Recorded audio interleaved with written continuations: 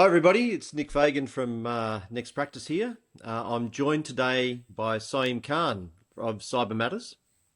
Saim's here to help us demystify this new standard, which is ISO 42001. And before you go running, stick around. This is going to be entertaining because we're going to keep it light, but with enough information that you can use and implement within your business. And ideally, what we're trying to do here is make this standard or any of those ISO standards accessible for your business, make them work within your business to help you scale and grow and reduce the drama in your business. And so, I guess, by way of, that's not a bad way to start, really. Do you want to give a little bit about yourself, or tell us a little bit about yourself and the history that we have, some of the work that we've done together, but then we can walk into the topic. Sure. Thank you very much for having me on this little podcast recording, Nick. Really appreciate it.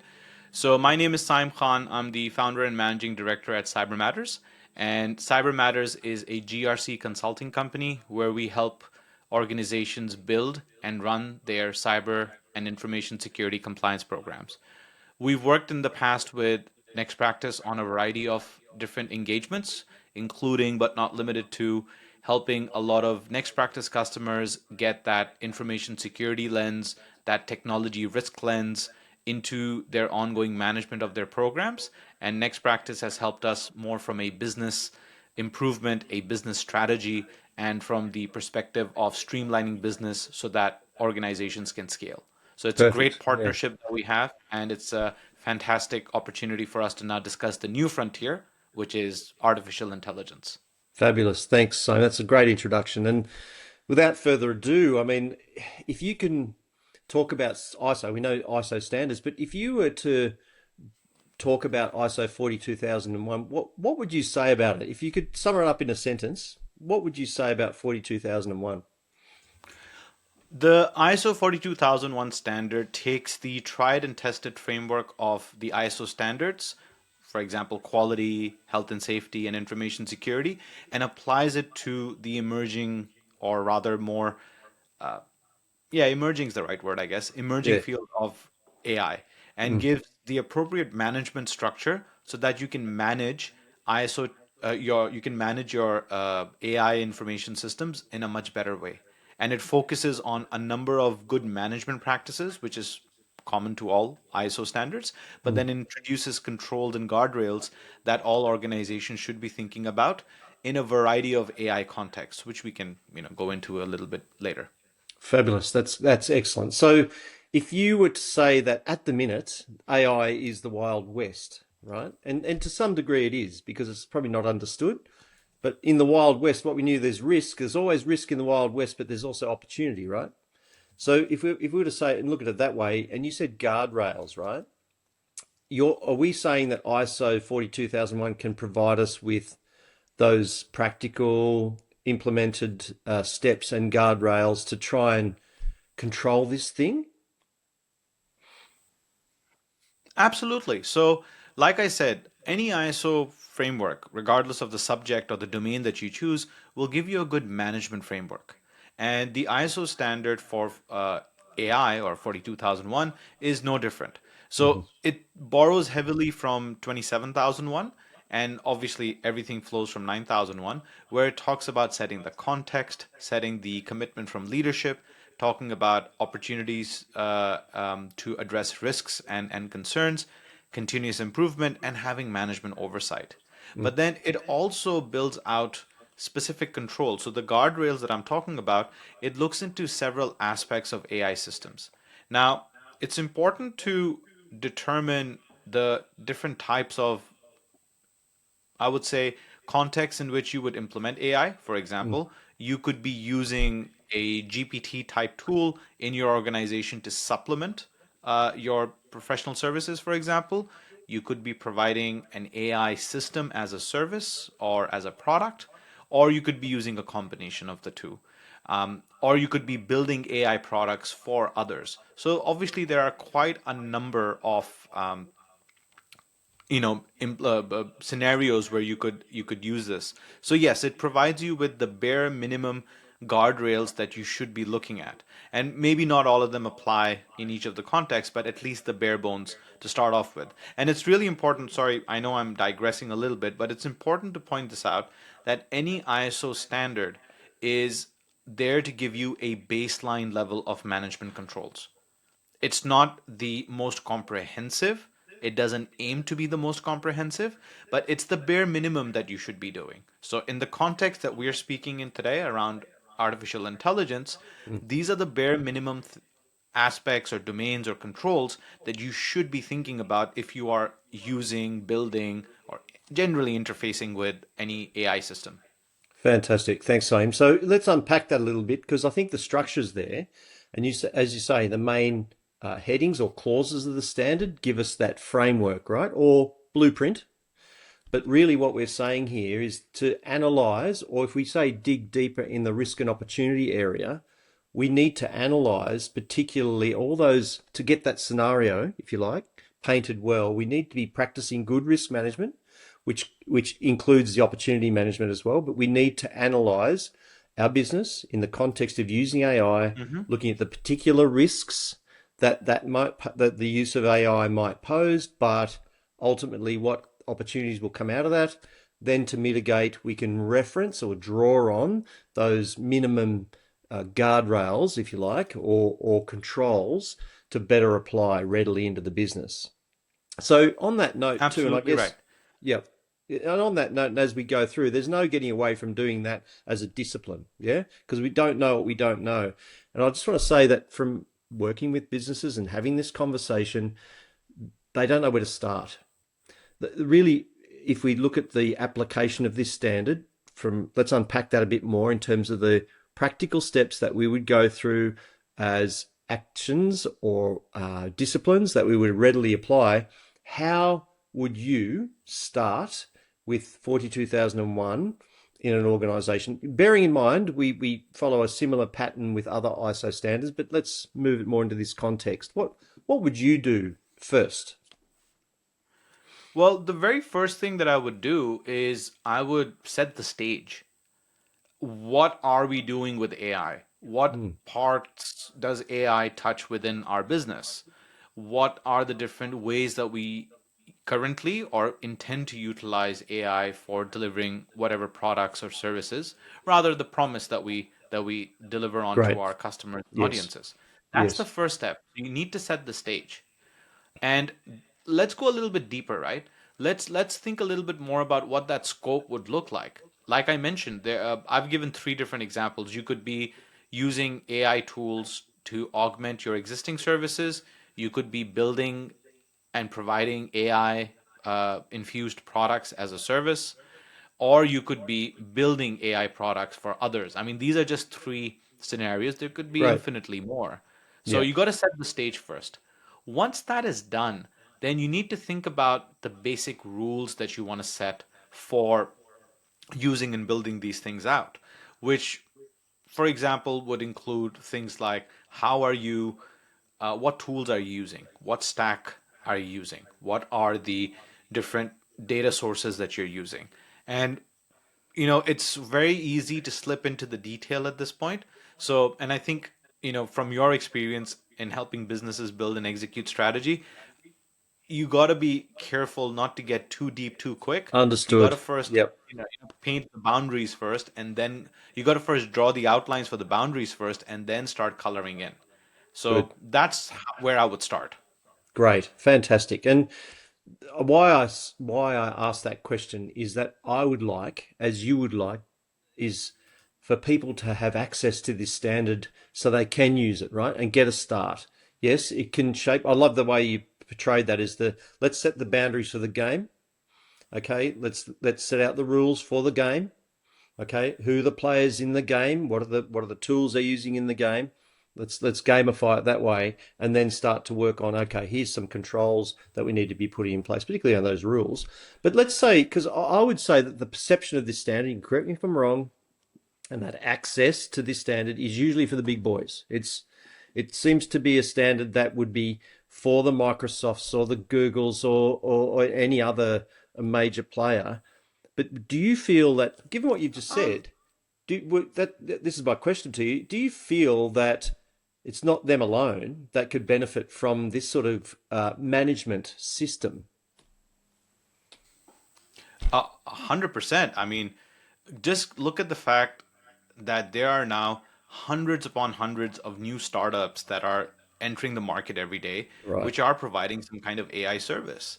And you're getting flooded with choice, you're getting flooded with a lot of options, and you are getting multiple implementations Mm. of, AI infused or AI based or AI embedded technologies or service offerings.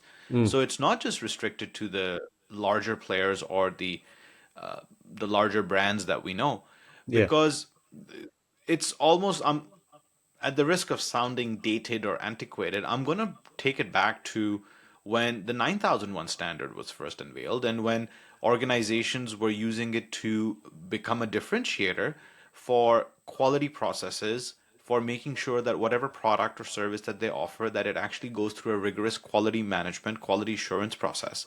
Same thing now same thing now applies to AI systems. Mm. So consider this. At this particular time, you can go online and find a number of services from free to paid that can do a number of things for you using AI. All of that is based and predicated on the premise that you will be supplying it your data Hmm. and Right. you would be relying on the outputs. So let's keep information security parked to the side for a second. How are these systems that you're going to be interfacing with governed? How are the systems that you're going to be using managed? And what is going to be happening to all the raw data that you'll be feeding it? So Right. those are concerns that you'd want to be addressed in a meaningful and structured and cohesive way. That Yep. is where a standard like 42001 can come in and give you that structure to be able to give that assurance to your customers and prospects. Once again, Right. it comes back to leveraging a baseline standard to say, hey, we do these minimum things and we do them in this globally accepted way, if you will, and we have been audited or we have been tested against this. Yep. So it applies to everybody, Nick, not just the big Great. boys. Thank you. Because that's a common misconception, I think, because of the requirements of the standard and the detail of the standard, and what is that ultimately people want to know what do I need to do and what's in it for me. Because I'm glad you referenced the mother of all standard, which is 9001, because you said it before. These are activities that give customers confidence in our business and help us as tools potentially deliver well on our customer promises. Yeah. So if we think about that, they're the key benefits and value, right? Ultimately, with the output being that you're seeking people to serve and you're serving them well. You're delivering on your customer promise. Yep, which is all of the mentions that the mention of different ways of doing things, the processes, the systems, the people, the process, the data. Let me say that again: the people, the process, and the data. Um, so if we, one of the questions that we had is, can we go to the value question again? If we go back there and sort of unpack that a little bit too, what is the tangible value? Um, Not compliance, but what do you feel would be the tangible value of 42,001 for an organization adopting this as a framework? Okay. So forget assurance because that is an outcome and that is going to be a realized benefit. Yeah. The intrinsic value, I feel, is just the breadth of thought vectors or thinking points that organizations will be offered. Mm. And let me break it down in a bit more detail. When you go through the ISO 42001 standard, it is asking you several questions and several it's pointing you in several directions which cover things along the lines of, and I've made a list so I make sure I don't forget any of these, Yeah, yeah, good, is good. bias mitigation, explainability, transparency of processing, data governance, data traceability, human oversight, how Yeah. it is infused into the way that your system works. Mm. What is the risk versus opportunity balance within the AI context? The societal implications of the technology, the ethical implications of the technology, and the adaptability based on different levels of maturity when it comes to systems, when it comes to processes, and when it comes to interaction points with other data or with organizations.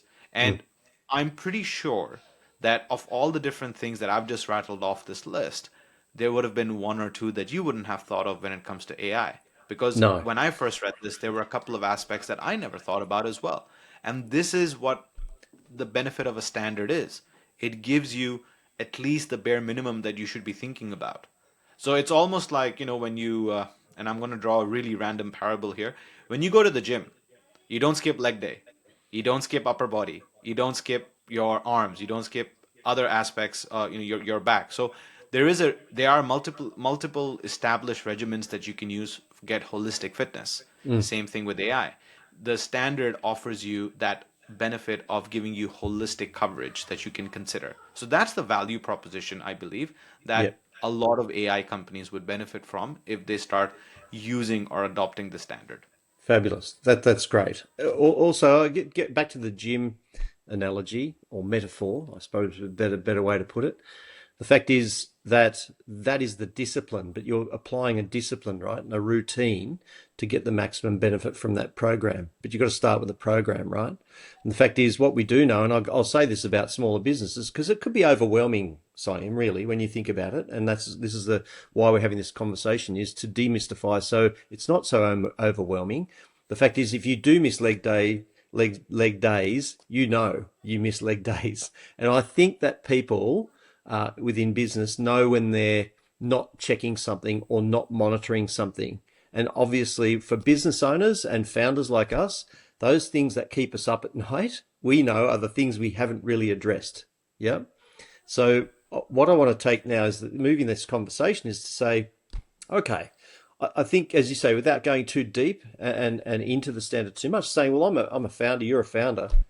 I'm looking at this it's looking me in the eyeballs, and I go, this is overwhelming. This is, and I guess we're about giving advice and guidance. So, apart from you did talk about how you get a start, for sure. But what's the advice you would give someone who's feeling that overwhelm, Saim? And I think we do have this conversation with companies that address the other standards. Now, you talked about ISO 27001, and that could be and has been overwhelming. And correct me if I'm wrong, it's usually the thought is worse than the actual activity when you get started. Does that make sense? And this is our Correct. experience. No, But it's so, absolutely it. yeah, yeah, go ahead. So, what advice would you give someone who's immediately feeling like, my God, now we've said what we've said, they've listened to this and they're going, okay, Okay, what so advice would you give we'll someone? Yeah, break it down. No, yeah, and you're absolutely right. When you break down any seemingly gargantuan task into smaller bits and pieces, it becomes infinitely more manageable. mm, And it's the same with this. If I was to break it down into the five core things you need to do, mm, you need to first make make a simplistic diagram if you need to on what exactly it is that your AI systems do. great. We use it for X, Y, Z, or maybe all three, or maybe more. The second is, what is our policy going to be about using the systems, building the systems, and managing the systems? Hmm. Let's not go into all of those different elements that we spoke about previously, but at the very least, using, building, managing. Then, what is the impact of this AI system on customers' data privacy and so on? Yeah, What are the risks if we get it wrong? What are the benefits if we get it right? And on an ongoing basis, mm, how are we going to make sure that our systems are reviewed and updated? That's it. Just those yeah, five things. And you've actually covered a fair bit of the standard. So you've fantastic. taken a look at pretty much everything. But then when you go into the detail of the standard, you can then see the structure and the regimen. But yeah, those five things. Fabulous. That's excellent. I'm feeling less overwhelmed. Thank you. That's great. Um, this is what it's about, right? We're giving people out there confidence to ask the questions, the dumb questions or perceived to be dumb questions. But what we know about this is there's none. There are no dumb questions. Ask the question. Ask the question. Um, Some of the other questions I suppose we need to be looking at too, mate, is if we were, like, I guess, looking to engage with, let's say that someone's listening to this and they say, well, how do I reach out to these guys? I mean, obviously they can direct messages. There's a lot of work we're doing in the background on our respective socials. You'll see that we're trying to engage people with this sort of standard access, whether it be ISO 27001 or 42001 or 9001, regardless. What do you need from someone initially to start the process? What would you do engaging someone? What are the first steps in that sort of engagement, Saeem? Okay, so it's very straightforward. We generally have a 30 to 45-minute discovery call Great. where Yep. Yep. we just get to ask them questions like, how we're having a conversation, just open-ended questions. And off the back of that, we can at least draw a high-level picture of, what their existing processes look like. And then we use that to kind of build out a suggested roadmap to where they need to go. Great. It's pretty Very much clear. how you would Yeah. go to a trainer, or you'd go to any kind of consultant or coach, if you will, that hey, this is where I am. We already know where they want to be, which would be, let's say, this conforming with the standard. So we just take a look at where they are and what they need to do, and our job is to find the path of least resistance and complexity for them. And all of this is not something that is a paid engagement, so to speak. When it Mm. comes to this is just discovery. Yes. So, at the very least, whenever someone speaks to us about this, they can walk away thinking that, okay, at least I have a plan. And then if Great. they need assistance with the plan, we're more than happy to come in and help them. Yeah. So, that's pretty much how we would engage with anybody on this particular standard or any standard, so to speak. Terrific. So we work the same way in that case. Is that discovery discussion is for them to understand that there is a roadmap. They can ask those questions which are in the back of their mind, or the things that keeping them up at night, keeping them up at night. They can actually ask those things, and obviously in that case you're trying to build some confidence that maybe in some way they're part way toward that conformance. Because I like what you said there, Simon, about conformance. This is not about certification. Certification with or without the standard is like conformance with the standard in my context of my business. So whether or not I get certification, that's not the question.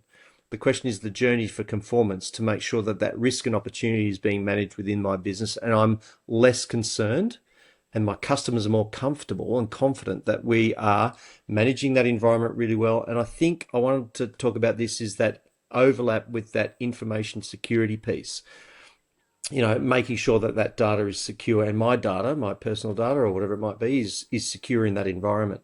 Um, can we talk for a minute about the interrelationship between AI and the intersection of information security, without going into too much detail?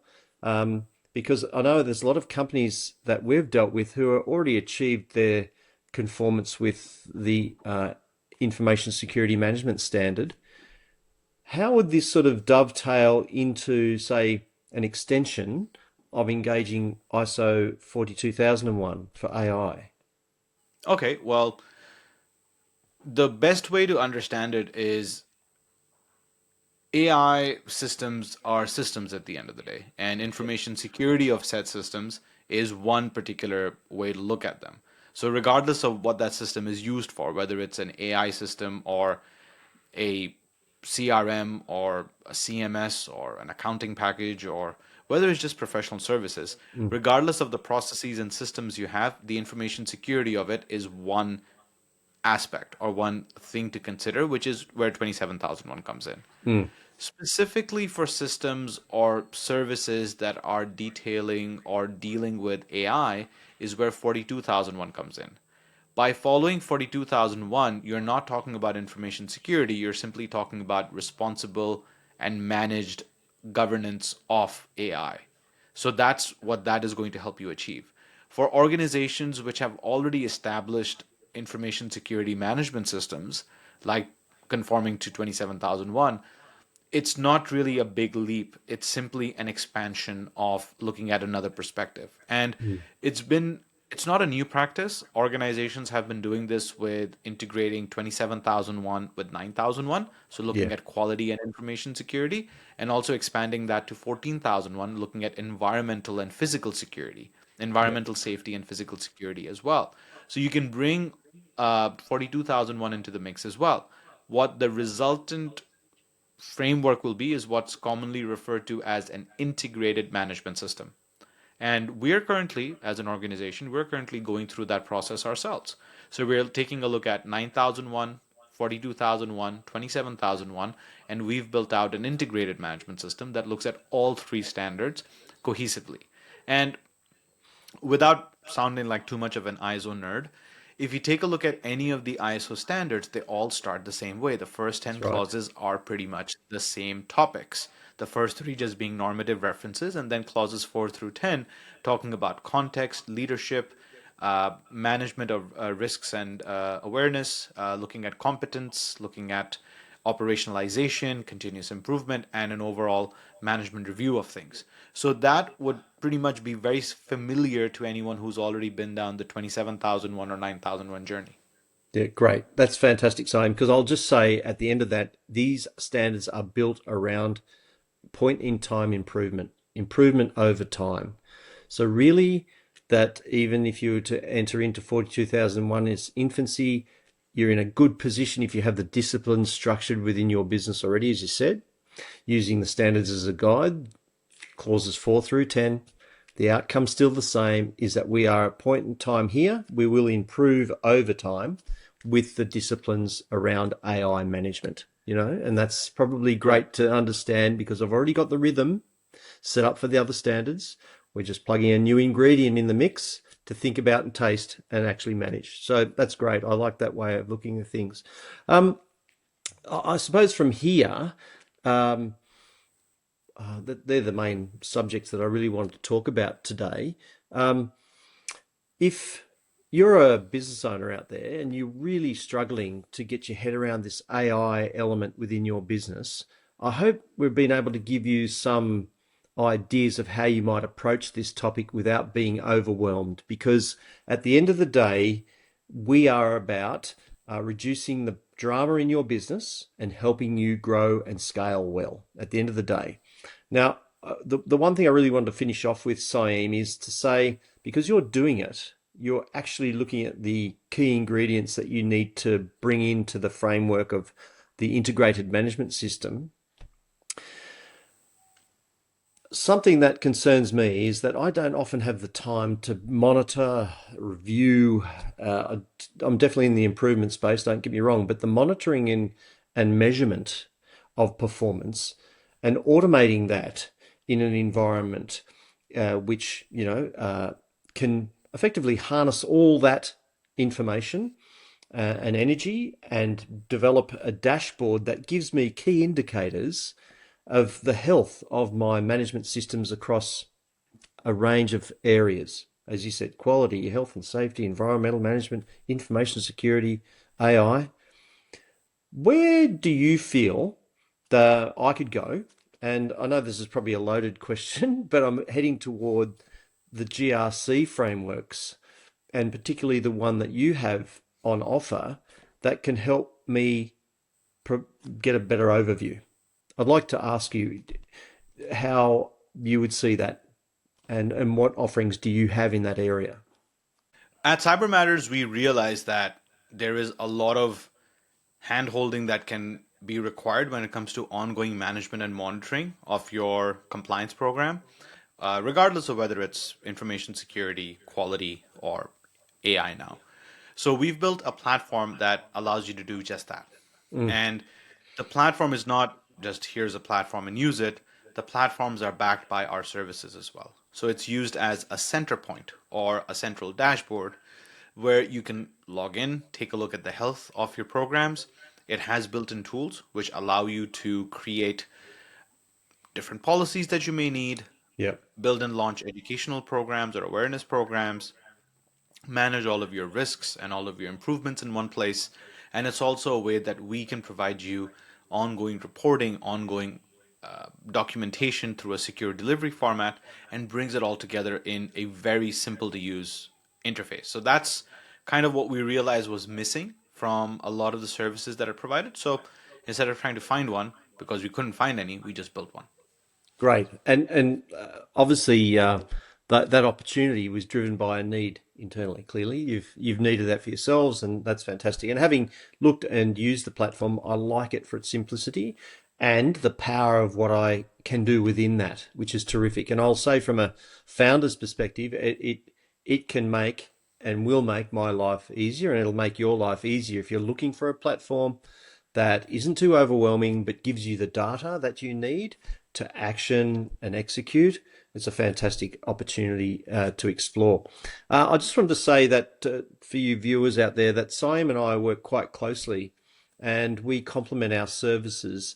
And if you would like to understand more about the GRC platform or this standard, for instance, or any of the standards we've mentioned, reach out to us, because that's the best way to start a discussion. As Saaim said, we have the same approach, which is to discover more about your business, your objectives, what you're trying to achieve, and then the roadmap can be very clearly laid out for you to actually get what you need in that engagement. Whether it's paid or unpaid, it doesn't matter. It's about getting a start.